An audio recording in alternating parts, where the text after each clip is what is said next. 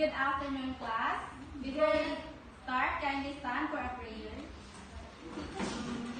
Reverend, kindly lead the prayer. Okay, teacher. Let us bow our head and let us pray. In the Father, the Son, and the Holy Spirit. Amen. Amen. Angel of God, my guardian dear, to whom God's love commits me here. Ever this day be at my side, to light and guard, to rule and guide. Amen. Father, the Son, and the Holy Spirit. Amen. Good afternoon, class. Good afternoon, teacher Grace Lynn. How are you today, class? We're fine, teacher. Very good. I'm glad that all of you today are fine. Now, before you take your seats, kindly arrange your chairs properly. Teacher. Now, may I know who is absent today? None, teacher. Very good, because all of you are here today to learn our new lesson. Now, let us have our motivation. Now, class, do you want to sing? Yes, teacher. Now, are you familiar with the song Watermelon? Yes, teacher. Okay, instead of singing Watermelon, we'll give it a twist. I will sing first, then you will follow. Now, I will sing computer, monitor, keyboard, CPU. Now everybody sing class and please loud.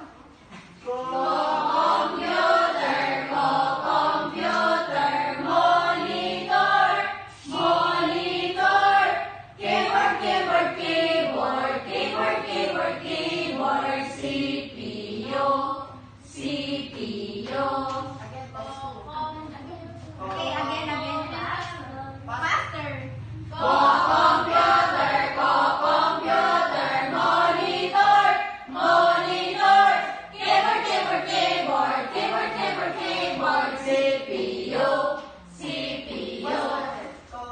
Did you enjoy class? Yes, teacher. Now, class, before we proceed to our new lesson, we have rules that we need to follow. Kindly read, everyone. Engage respectfully. Express positivity. Come prepared. Embrace responsibility. Lead by example. Do you understand our classroom rules, class? Yes, Can teacher. I expect that from you? Yes, teacher. Very good. Now, who among you here can tell me what was our lesson last meeting? Anyone? Yes, Rebel?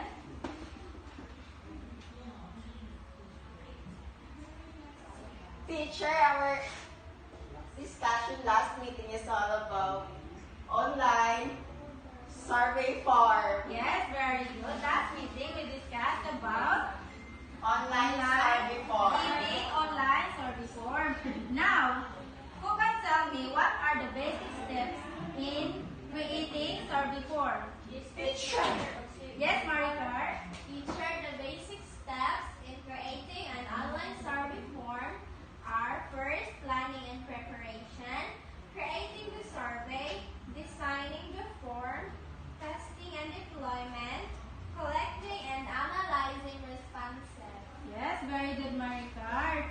Now, before we proceed to our new lesson class, and for you to be guided with our new lesson, let us read first our learning objectives.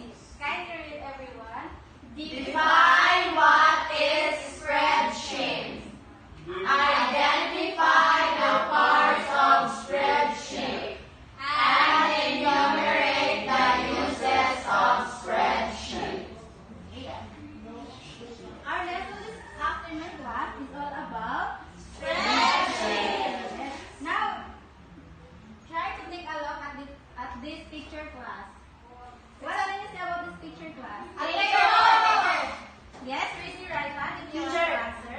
Yes, Jester. A table, teacher. Yes, it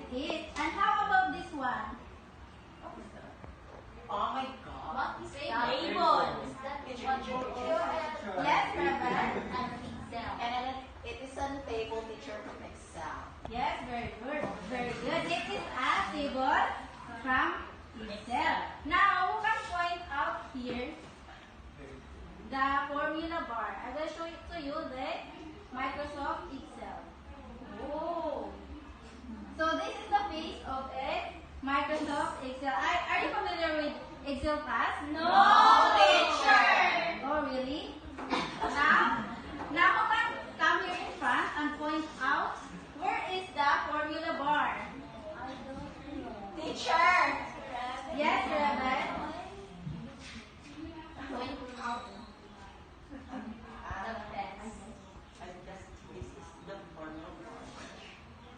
Another hand.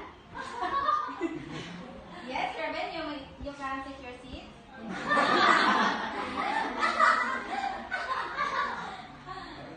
Who wants to Can I start? try? Yes, Maricar. But I'm not sure, teacher.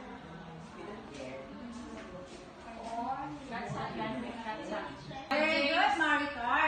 So as you can see, this is the formula bar. This one. Oh. Yes, this Wow. one. Here in formula bar, you can insert. What, teacher? You can insert a lot of formula here. You can choose function here. Oh my God. And this is what we call formula. Bar. Now, who can tell me where is the active cell? Oh, ako na teacher. Yes, Raven. Mamaling sa akin kung ano. This one. Active. Yes, very good. As you can see, this is the Active cell. And how about the name box? Who can point out here? Who wants to try? Yes, Jester. I don't know but I think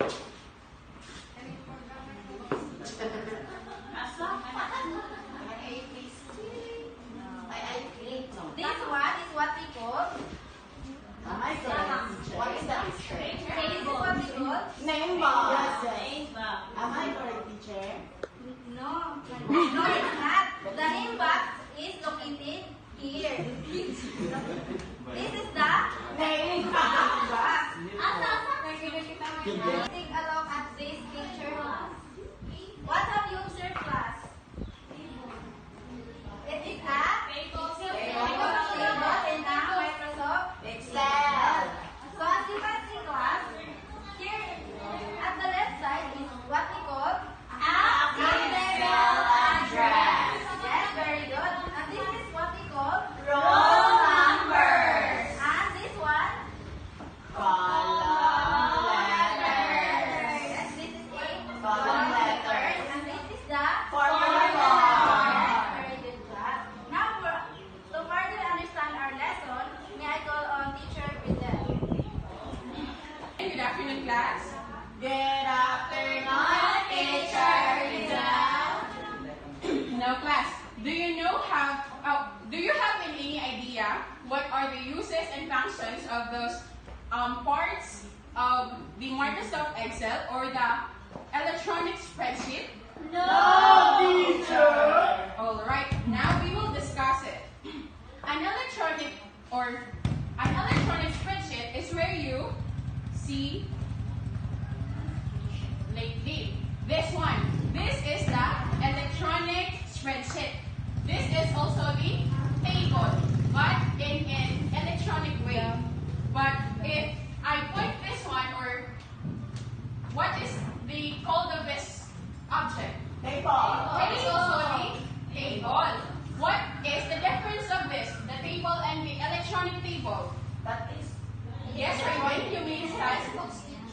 that electronic and this is not electronic. Yes, very good, Raven. And this table can be seen only in your ates or kuya's laptop or Cell phone. Right, very good. An electronic spreadsheet class is an application program that is designed to perform basic to advanced mathematical and arithmetic operations. I, as a teacher, your scores in your exams, I input in the electronic spreadsheet so that I can easily calculate your grades. The Microsoft Excel is the name where the electronic spreadsheet can be found.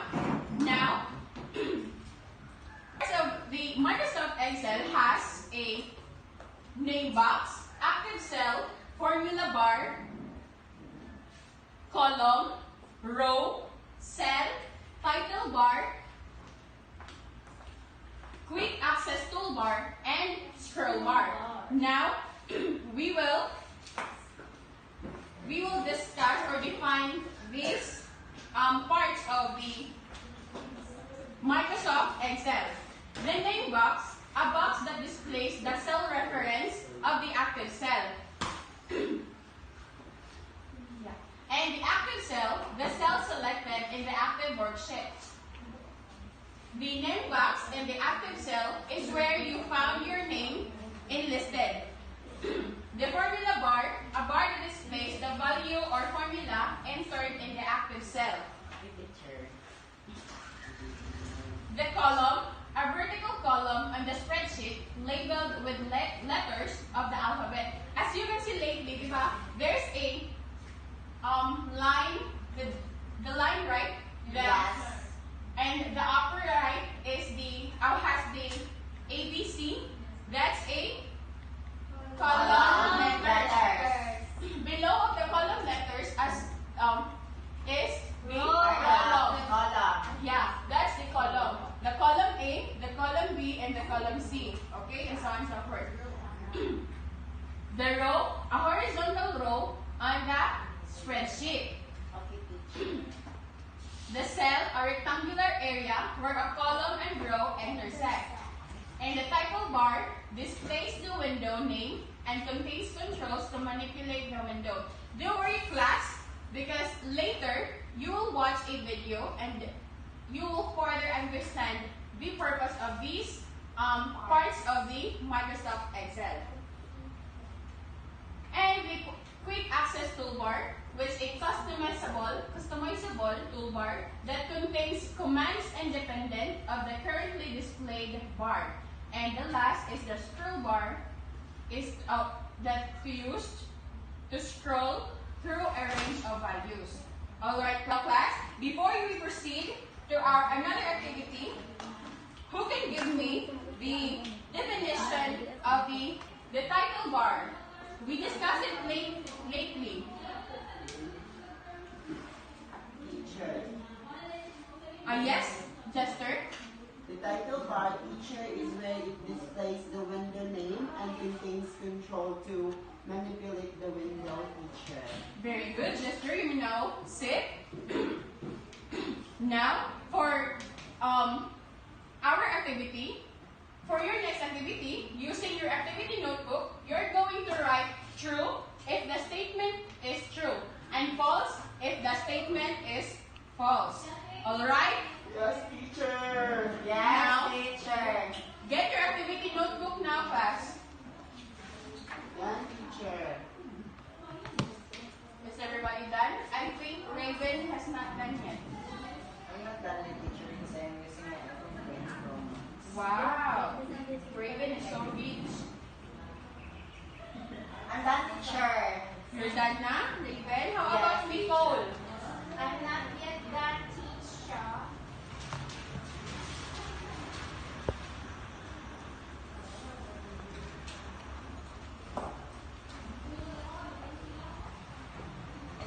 Nicole, are you done?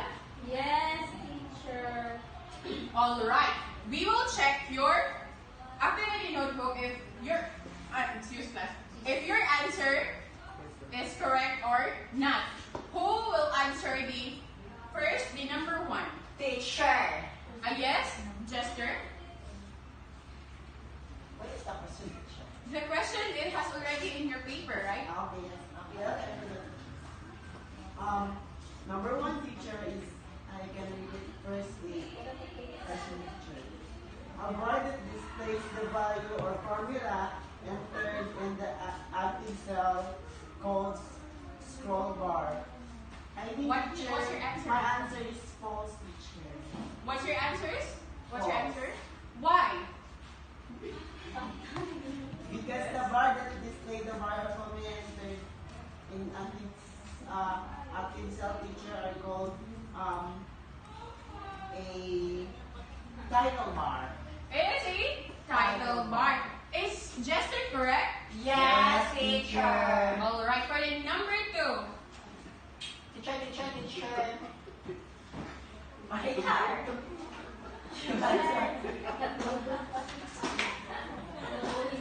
For number 2. We have a toolbar is a customizable toolbar that contains commands independent of the currently displayed bar. And what's your answer, Maricar? True, teacher. Why, Maricar? Because quick access toolbar it contains customizable toolbar, teacher, but the word itself is Very good, Maricar. Wow.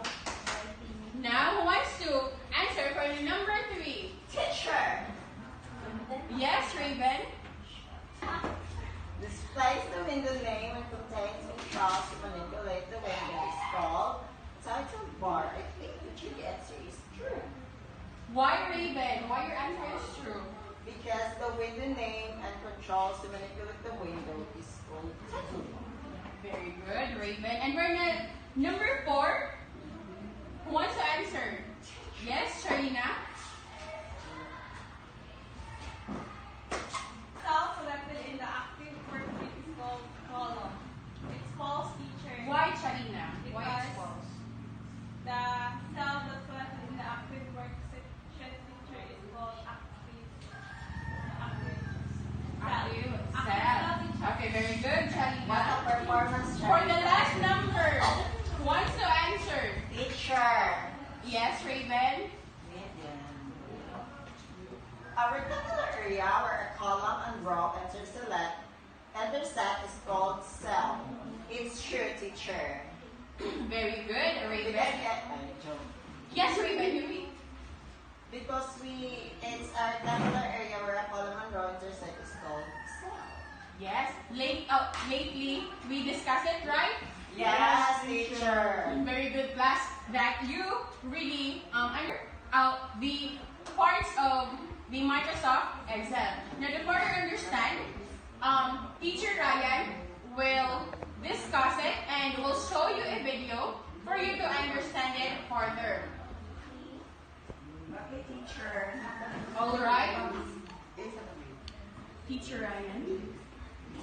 Good afternoon, class. Good afternoon, teacher Ryan. Now, class, to make you understand further, I will show you a video to make your learning further.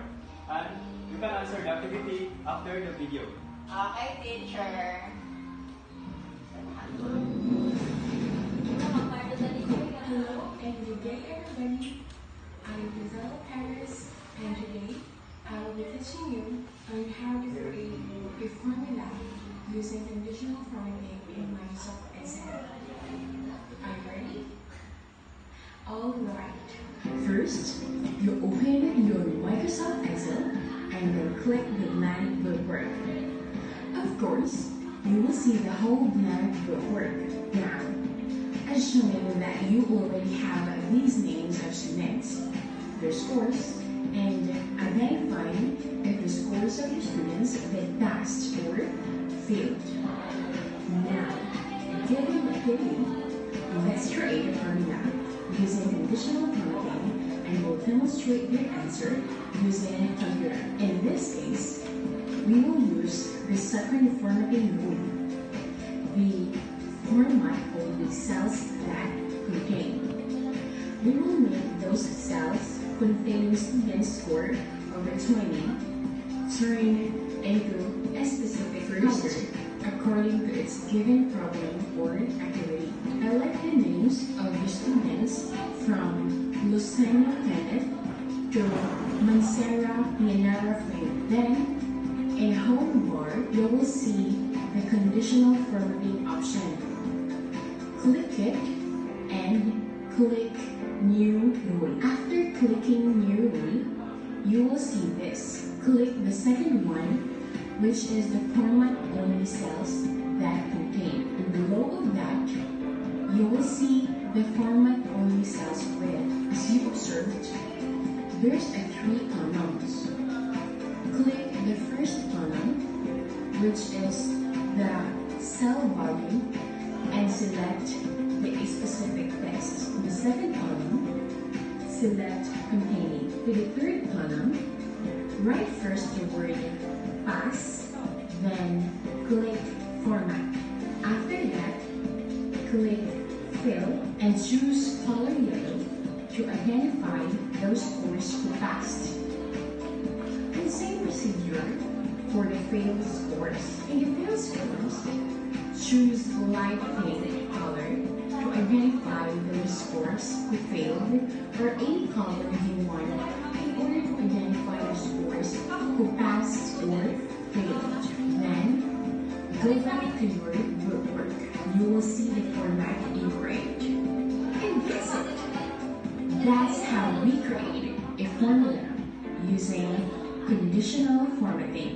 Thank you for watching, and I hope you like my video tutorial. Bye! Now class, did you understand the video? Yes, teacher! Now class, it's time for you to apply the Excel shows in a video. It's time for you to apply here. I'll group you into two. Then I'll give you a laptop every group to perform what is the video all about. Am I understood, class? Yes, teacher.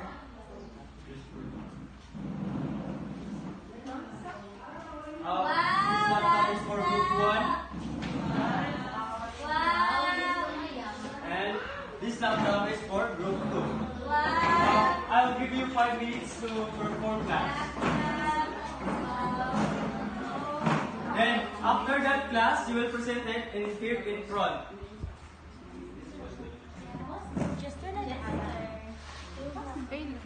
Field ng duha.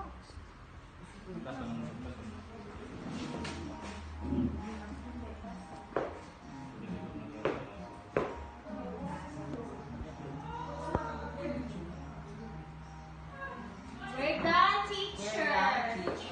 Okay, group 1, wait for the group 2. Now, we're feeling of pangalan dito na.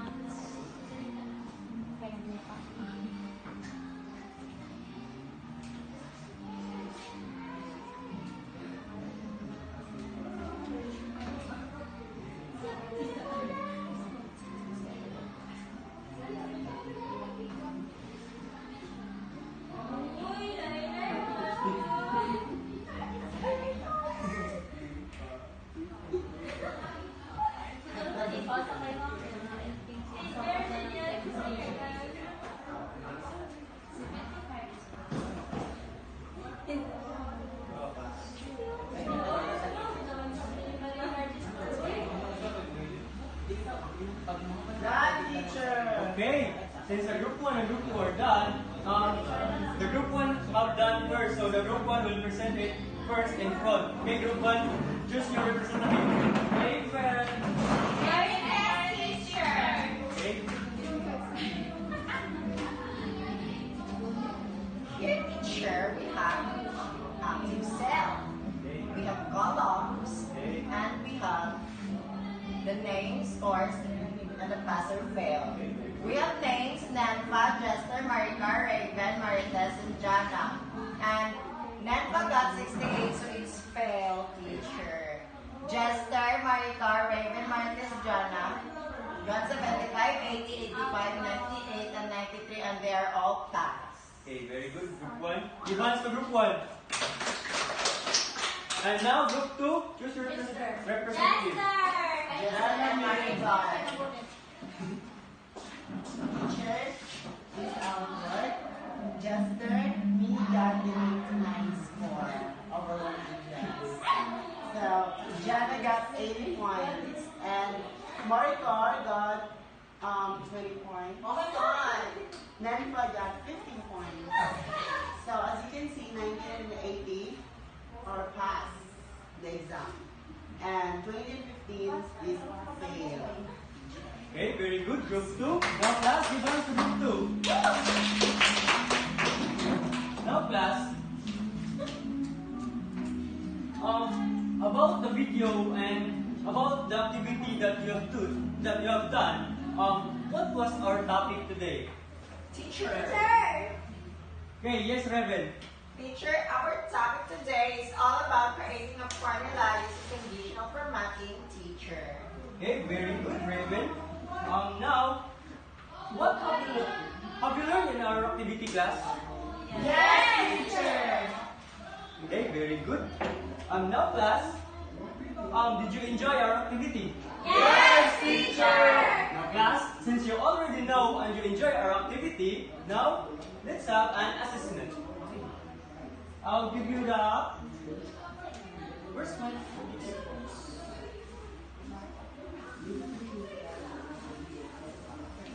Oh, there's the distance. This one in pass. This one in pass. This one in pass. I'll give you 5 minutes to answer that. Okay, teacher.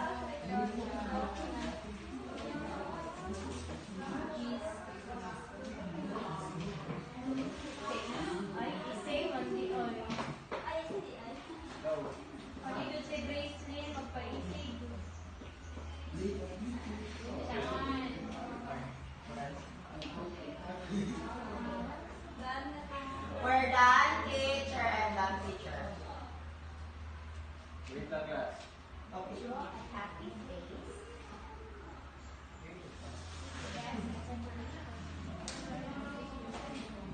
We're already Now, done class? Yes, teacher. Who can answer our question number 1? Yes, Raven. What does the name box display in your spreadsheet? Letter B says teacher, the tell reference of the active cell. Okay, very good. Is Raven correct class? Yes, teacher. Okay, who can answer number 2? Teacher, Yes, Maricar. what is the active cell in the worksheet? Letter C, teacher, the cell currently selected. Okay, is Maricar correct class? Yes, teacher. Very good. Now, who can answer number 3? Yes, Jiska. Which of the following describes the formula bar? My answer is letter B. A bar that shows the value or formula in the active cell. Hey, is Jister correct class? Yes, Very teacher. good. How about number 4? Who can answer number 4? Yes, January. How are columns and rows labeled in a spreadsheet? Letter A, teacher, columns by letters, rows by numbers. Okay, very good, Viv. Who can answer number 5? Teacher. Yes, Nenfa. What is the purpose of the quick gold mark? Letter C. Wow, back. Okay, very good, Ninfa. Now, class, since you already understand our lesson today, now you can give your assignment notebook, and here is our assignment for today. Kindly read the direction, class. Draw a face if the statement is true, and draw a sad face if the statement is false. The statement, class, that in our assignment is, I have a spreadsheet here that I'll give it to you, and every spreadsheet here is have a statement that you can answer. Okay, Get teacher. one in pass, class. Get one in pass. Get one in pass.